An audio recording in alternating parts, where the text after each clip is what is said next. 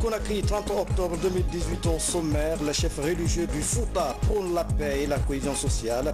Ils ont été reçus ce mardi par le Premier ministre-chef du gouvernement, Dr Ibrahima Kassory Fofana. Salue la démarche des sages du Fouta. Appui aux survivants d'Ebola en Basse-Guinée et en Guinée forestière, plus de 100 000 personnes ont bénéficié du programme d'appui psychosocial et relèvement socio-économique. L'État et ses partenaires font le bilan à Conakry. Et puis ce soir, un regard rétrospectif sur les progrès enregistrés dans la desserte en eau potable, des acquis, mais aussi des défis à relever. C'est dans la rubrique En sourçante. Mesdames et messieurs, bonsoir. Merci de l'attention et bienvenue dans cette édition. En déplacement, le président de la République est en Allemagne. Professeur Alpha Condé participe à la conférence sur le sommet du G20. Ce rendez-vous qui mobilise plusieurs chefs d'État du continent est axé sur les investissements, mais aussi sur des questions liées à la lutte contre la migration et le terrorisme. Sanassi Keita, envoyé spécial. Pour la conférence sur le partenariat G20 Afrique en Allemagne, le chef de l'État arrive au château de Bellevue de Berlin ce 29 octobre 2018. Professeur Alpha Condé est accueilli par le président de la République fédérale d'Allemagne. Frank-Walter Steinmeier conduit ainsi son homologue guinéen à venir apposer sa signature dans ce livre d'or de la présidence pour marquer son passage ici. Un passage qui marque un signe de renforcement des liens d'amitié et de coopération entre l'Afrique et l'Allemagne. D'où la présence de plusieurs chefs d'État africains à ces rendez-vous de Berlin.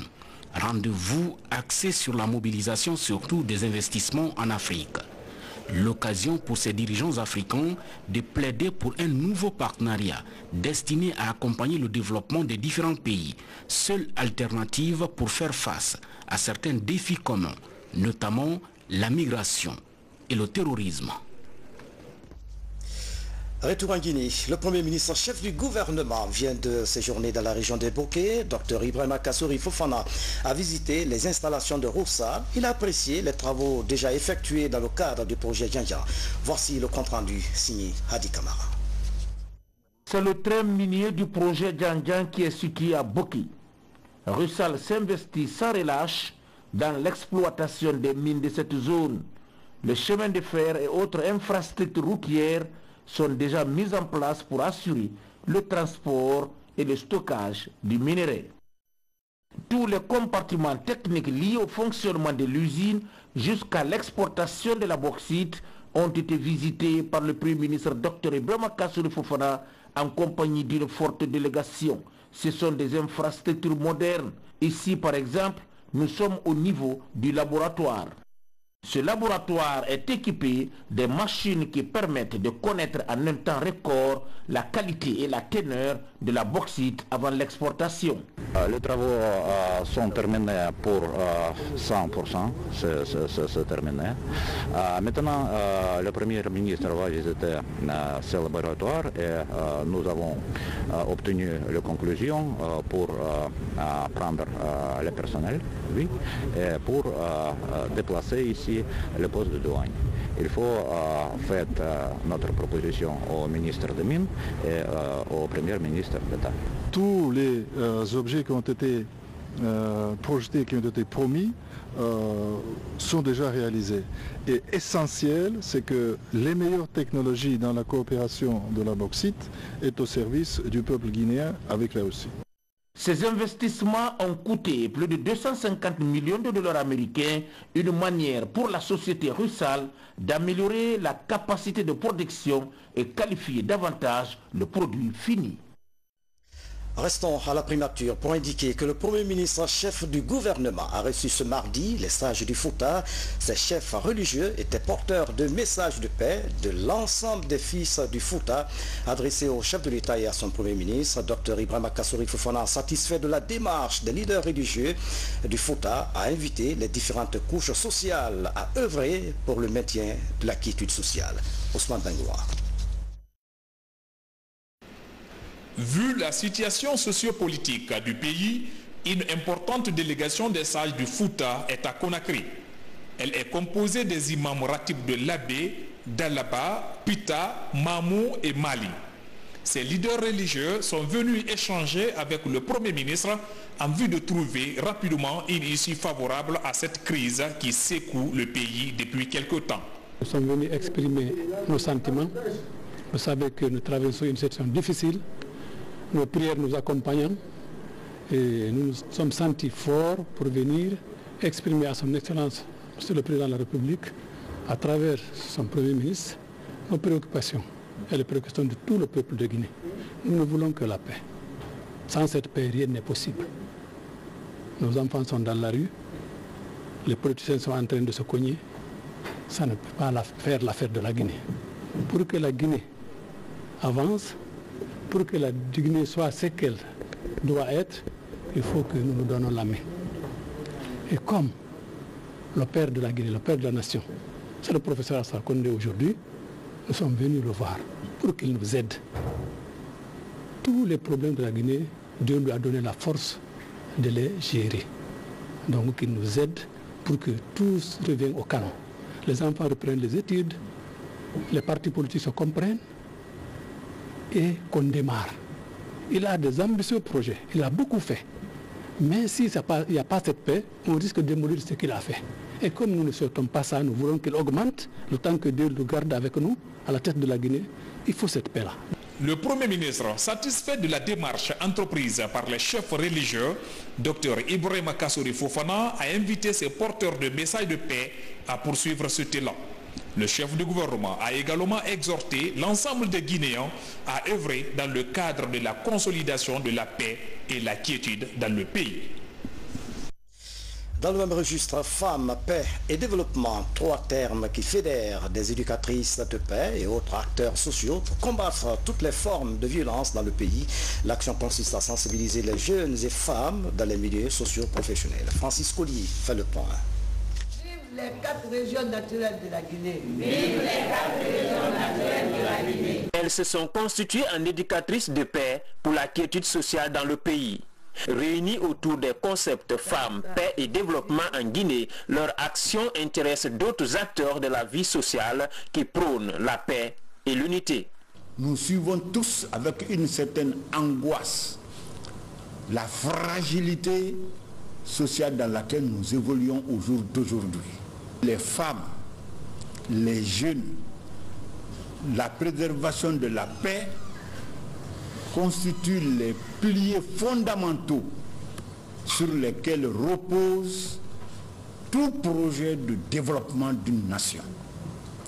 On ne cessera jamais de le dire assez, mais j'ai comme l'impression que la pertinence de cette thématique n'est pas comprise à sa juste valeur. Les guerres prenant naissance dans l'esprit des hommes, c'est dans l'esprit des hommes qu'il faut élever les armes de défense de la paix. Nous aurons des résultats qui vont impacter, qui vont nous aider à démultiplier de bons exemples pour la paix. Parce que sans la paix, il n'y a pas de vie.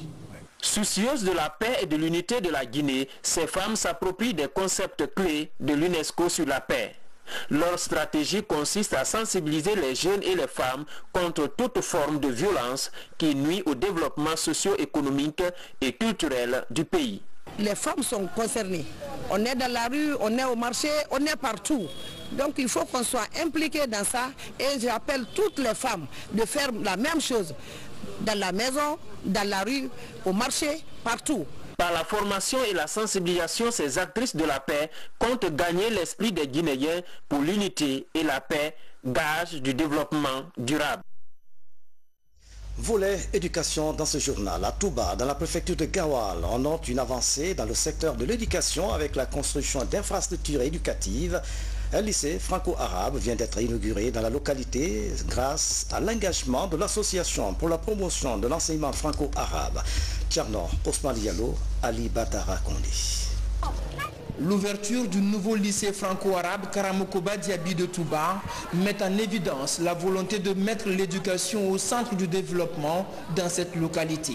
Depuis près de 10 ans, un processus est lancé dans cette partie de la Guinée pour moderniser l'éducation et encourager les parents à inscrire les enfants à l'école. L'établissement, fruit d'une solidarité communautaire et de la diaspora, va soutenir l'élan amorcé dans le changement des mentalités, dans le développement de la zone. Cette école-là n'est pas construite pour les fils de Touba seulement. C'est une école qui est créée pour toute la République de Guinée. Parce que les associations, ils ne voulaient pas seulement aider Touba seulement.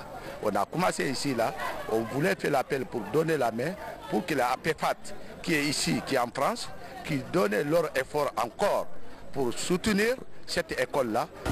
La construction d'un lycée franco-arabe dans cette sous-préfecture du pays va permettre de limiter le déplacement des admis au CEP vers Gawal ou Conakry. Un ouf de soulagement qui vient rappeler la nécessité d'œuvrer en faveur du développement local. Il ne s'agit pas d'avoir beaucoup de l'argent en banque, d'avoir de l'argent sous les matelas, d'avoir beaucoup d'étages comme c'est le cas à Touba.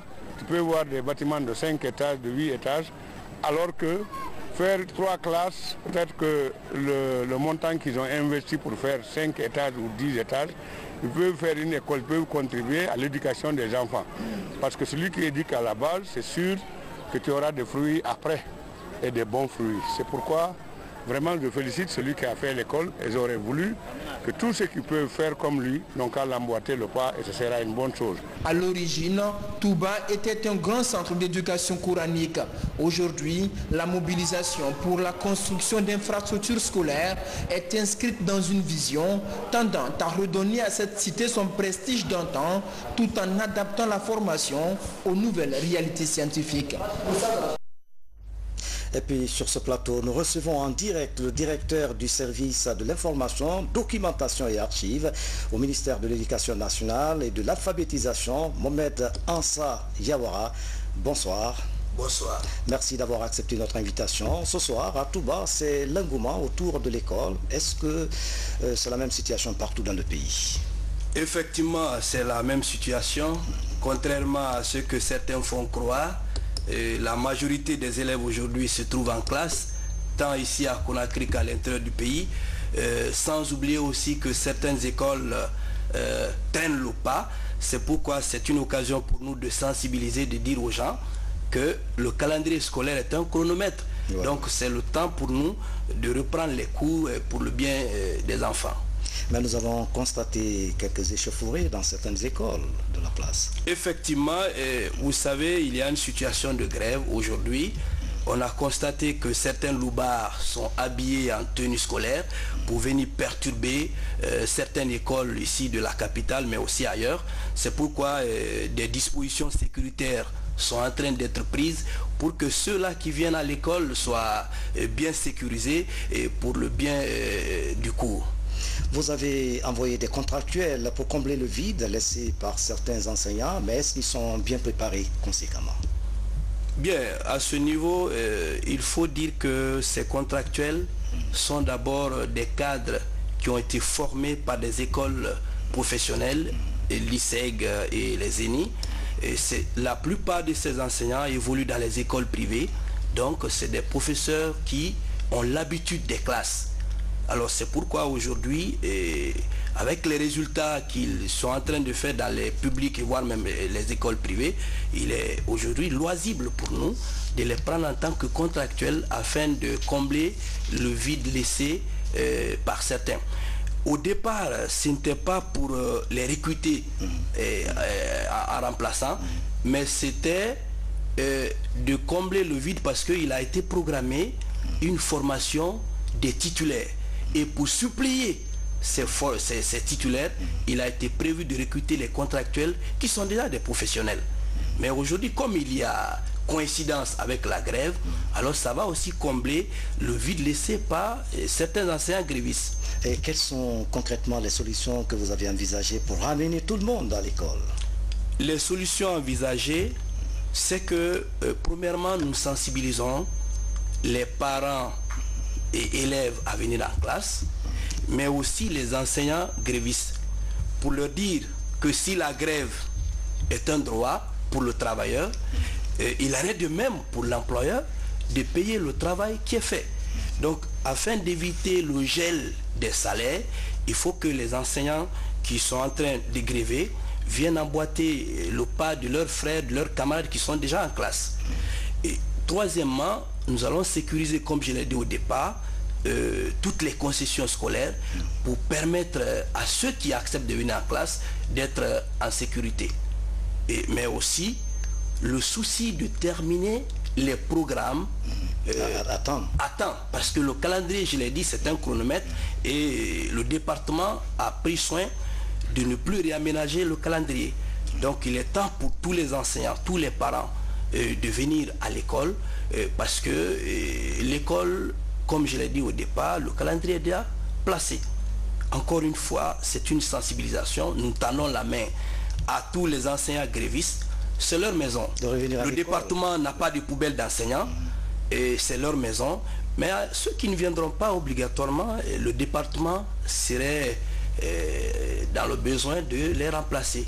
Parce que nous avons des titulaires professionnels qui sont déjà là. Mohamed Ansa Diawara, merci d'avoir répondu à nos questions. C'est moi qui vous remercie. Autre temps fort de cette édition, la campagne de conformité aux normes se poursuit en Guinée. Les agents de l'Institut de normalisation et de métrologie visitent les stations-service pour voir et apprécier les volus compteurs des pompes à carburant. Reportage Abdul Karim Kamara. Dans les stations-service, la présence de cet instrument de mesure est synonyme d'inspection. Appelée la jauge étalon, c'est l'unité de référence pour s'assurer du mesurage correct d'une pompe à carburant. L'exercice consiste à mettre 10 litres d'un produit pétrolier dans la jauge. Automatiquement, ces 3 échelles de graduation nous aident à comprendre si le litrage vendu au client est atteint. Si on trouve que le produit ne se trouve pas au niveau de ces 3 traits de graduation, on est obligé, soit par excès ou par défaut, d'augmenter ou de diminuer. Après ce calibrage, le mesureur de la pompe est scellé par les agents de l'IGNM, Institut de normalisation et de métrologie. Ces essais métrologiques sont ensuite sanctionnés par des résultats. Ceci passe par l'apposition d'une vignette sur la pompe. Celle-ci peut être rouge ou verte. On a déjà trouvé que l'instrument est bon, nous mettons la vignette verte. Ça veut dire que l'instrument est conforme, vous pouvez l'utiliser. Si l'instrument n'est pas conforme, nous mettons la vignette rouge et on scelle le pistolet. Donc l'instrument n'est pas bon, usage interdit. Selon l'IGNM, il n'est pas conseillé aux clients d'acheter dans une station où la pompe ne porte pas les 2 vignettes. Il ne le lui interdit pas non plus. Cela veut tout simplement dire qu'il n'y a pas eu de contrôle à cet endroit. Et puis en plus bref, l'Agence française de développement vient de signer un protocole d'accord avec le ministère en charge de l'environnement. Cet accord vise à financer des projets montés par la Guinée dans le cadre de la mise en œuvre de l'accord mondial sur le climat COP 21. Fini les travaux de vulgarisation du code de justice militaire en amont. Il a été question de renforcer les capacités des agents du système judiciaire militaire. Ce programme est appuyé par le Haut Commissariat des Nations Unies aux droits de l'homme. Et puis le programme d'appui psychosocial et relèvement socio-économique des survivants d'Ebola tire à sa fin. À Conakry, les départements ministériels et les partenaires impliqués dans ce processus font le bilan. Au terme de 2 ans d'existence, ce projet a touché plus de 100 000 personnes en Basse-Guinée et en Guinée forestière. Mohamed Kamara. Le passage du virus Ebola en Guinée a plongé des milliers de survivants dans la précarité socio-économique. Pour les aider, le PNUD et le gouvernement ont initié le projet Appui psychosocial et relèvement socio-économique des survivants d'Ebola. Les survivants et orphelins bénéficient de 150 micro-projets. Il est financé conjointement par le Royaume de la Belgique, le Japon et le Fonds multiple des Nations Unies pour une enveloppe de 3 600 000 $ américains. Ce programme s'est occupé de 5 choses. 1. Comment donner du suivi psychosocial aux personnes qui auraient subi des traumatismes liés à la maladie. 2. Comment intégrer les personnes guéries dans les communautés, mais aussi comme un acteur de la riposte au sein de ce qu'on appelle la surveillance en ceinture à l'ANSS. 3. Comment est-ce qu'on peut réduire la stigmatisation? 4. Le volet le plus important, comment est-ce qu'on peut réintégrer dans les communautés les personnes guéries et les survivants au travers des activités de relèvement socio-économique? Et 5. Comment contribuer au renforcement de capacité dans son mandat de ce ministère si important et souvent si sous-estimé qu'est le ministère de l'Action sociale en Guinée. Après 2 ans d'exécution, le programme touche à sa fin. Il a permis aux 100 000 bénéficiaires directs et indirects d'intégrer leur communauté, mais aussi offrir des activités génératrices de revenus en faveur des survivants. La mise en œuvre du projet a été vraiment couronnée de succès, parce que ça permet à des personnes qui étaient hier stigmatisées, sur lesquelles on jetait des cailloux, de réintégrer les familles, donc les ménages, et de retrouver la vie grâce aux moyens qui ont été mis à leur disposition à travers des micro-projets qui leur ont permis de reconstruire leur dignité. Ça, c'était un autre point de satisfaction pour le ministère. La Basse et la Guinée forestière, l'épicentre de l'épidémie Ebola, sont 2 zones géographiques touchées par ce projet. Avec la clôture du programme, le défi qui s'impose aux bénéficiaires est la capitalisation des acquis dans le but de conduire les activités à maturité. La journée du patrimoine audiovisuel sera célébrée demain en différé dans les locaux de la RTG Coloma. À cette occasion, le ministre de l'Information et de la Communication, Amara Somparé, a fait une déclaration qui vous sera proposée dans nos prochaines éditions d'information. Dans l'actualité nationale, en bref, en image, la récolte d'ananas a commencé à Kilia. Les producteurs semblent satisfaits. Et puis à Fria, l'érudit Elhadji Mokhtar Doumbouya s'investit de l'agriculture. Il invite ses compatriotes à faire autant. D'autres nouvelles viendront compléter cette compilation. Younoussa Tawel Kamara. Cette année, au 7e salon d'exposition des œuvres scientifiques, c'est le Guinéen Muntaga Keïta qui a raflé le premier prix dans la compétition. Un concours international annuel sur les inventions et les innovations technologiques organisé dans un des pays membres de l'Organisation africaine de la propriété intellectuelle. Le rendez-vous de Cotonou a permis à Muntaga Keïta d'exposer à travers un ordinateur des logiciels du label guinéen. C'est une double prime. Nous avons l'Organisation africaine de la propriété intellectuelle qui m'a primé pour l'innovation, la borne, le ténor, l'ordinateur guinéen avec ce chèque de 1 million de francs CFA. Je les remercie pour ça. Mais nous avons aussi l'Organisation mondiale de la propriété intellectuelle de Genève qui a remis une médaille d'or spéciale à la meilleure technologie en Afrique en ce moment. Et c'est la Guinée qui a remporté aussi la médaille. Nous l'avons gagnée. La Guinée a enfin gagné sa médaille d'or. Longtemps dépendantes des hommes, les femmes assurent de plus en plus leur indépendance économique. Les activités génératrices de revenus sont entreprises pour assurer l'autonomie financière.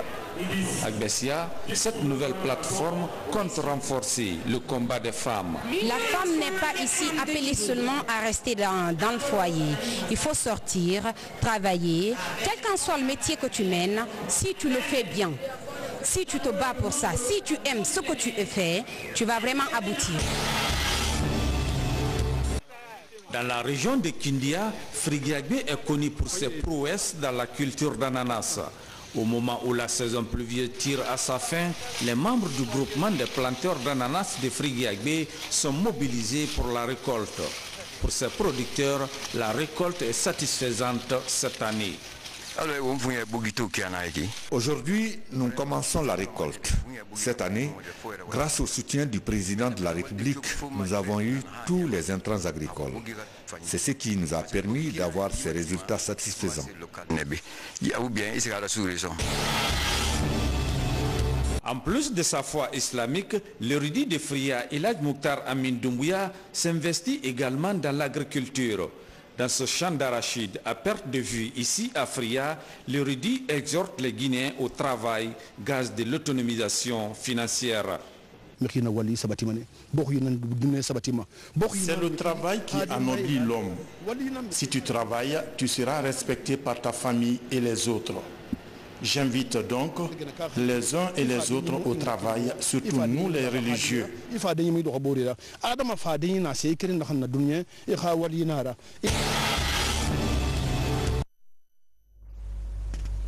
Et puis ce communiqué du directeur régional de la police de Conakry, porte-parole de la police judiciaire, avant de poursuivre cette édition.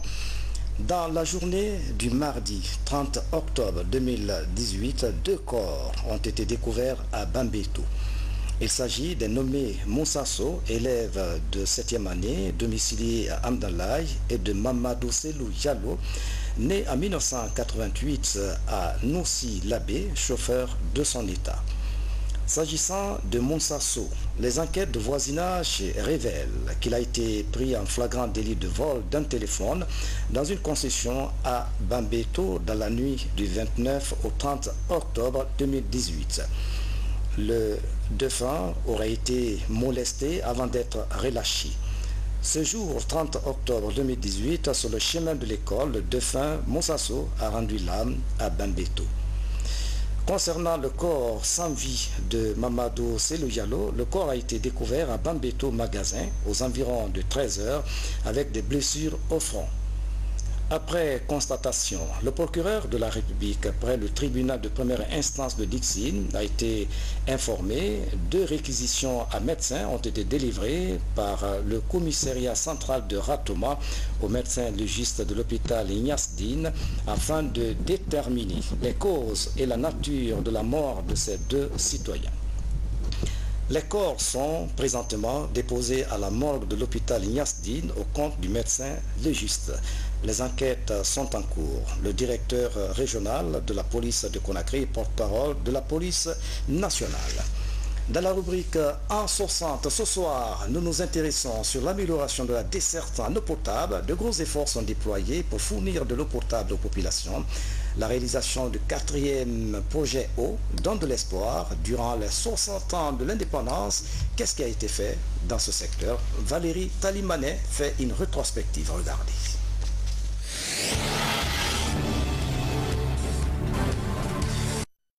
Bien avant l'indépendance, le dispositif d'approvisionnement en eau potable de la Guinée était uniquement en destination de la capitale avec la Compagnie africaine des services publics.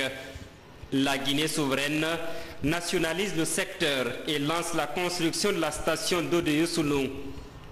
Elle est opérationnelle dès 1964 avec une capacité de 37 000 m3 par jour. Après l'indépendance, avec les premières autorités du pays, on a pensé effectivement, puisqu'on était indépendant, de rendre cette indépendance effective, aussi bien dans les autres secteurs que dans le secteur de l'eau potable. Donc cela a conduit à la création de l'entreprise nationale de distribution des eaux de Guinée, qu'on appelait la DEC, avec des cadres compétents d'alors, qui ont vraiment fait l'essentiel, qui ont, après le retrait du colonisateur, ils ont quand même su très bien garder la maison, et puis on a fait marcher les installations comme ça se devait, jusqu'à la première réforme du secteur de l'eau qui est venue dans les années 1989. En 1989, une étude est réalisée à travers tout le pays sur le secteur de l'eau. Appuyée par la Banque mondiale, l'étude aboutit à la mise en place de 2 structures de gestion de l'eau potable. La Société nationale des eaux de Guinée, qu'on appelait la SONEG, qui s'occupait uniquement que des infrastructures, du développement du secteur et des projets, et aussi d'un côté la société d'exploitation des eaux de Guinée, la SEG avec SEEG, dont des parts étaient détenues par il y avait des parts étrangères, et puis il y avait la SOR, donc ces partenaires avaient la responsabilité de gérer l'exploitation. C'est eux qui s'occupaient de l'exploitation, de la maintenance, de la facturation et de recouvrement. Depuis cette première réforme, de grandes mutations interviennent dans la production et la fourniture de l'eau potable. Les premiers, 2e et 3e projets eau vont ainsi permettre à 25 préfectures sur 33 d'être couvertes par les services de la SEG. Des systèmes modernes d'alimentation en eau potable sont installés. Youssoulou est renforcé. De nouvelles stations modernes de traitement d'eau sont installées, comme ici à Sonfonia et ou à Kakoulima. Le 4e projet vise d'augmenter 350 000 mètres cubes d'eau sur déjà ce qui est fait. C'est ce qui veut dire que nous avons actuellement un manque à peu près de 150 000. Donc il va résorber ce manque à donner. Donc nous allons avoir 200 000 mètres cubes d'eau qui sera en réserve pour les extensions. Parce que plus on a la pression dans le réseau, plus on augmente la clientèle. Comprenez? Parce que si on a la version, à partir de la sortie que vous voyez ici, là, les gens ont besoin de l'eau. Parce que c'est l'eau traitée qui passe. Donc si vous voyez que l'eau a manqué non seulement la zone réelle de Conakry, c'est parce qu'à partir de 43, de Bintroya ici, jusqu'à Somphonia, tout ceci s'est branché, les gens ont de l'eau. Si ces gens-là n'avaient pas de l'eau avant la prévision, on dit ville de Conakry. La ville de Conakry s'arrête à Somphonia à peu près. La part de cimenterie, c'est dans Dubreka, dans Koya. Aujourd'hui, avec l'explosion démographique, le besoin en eau potable est énorme.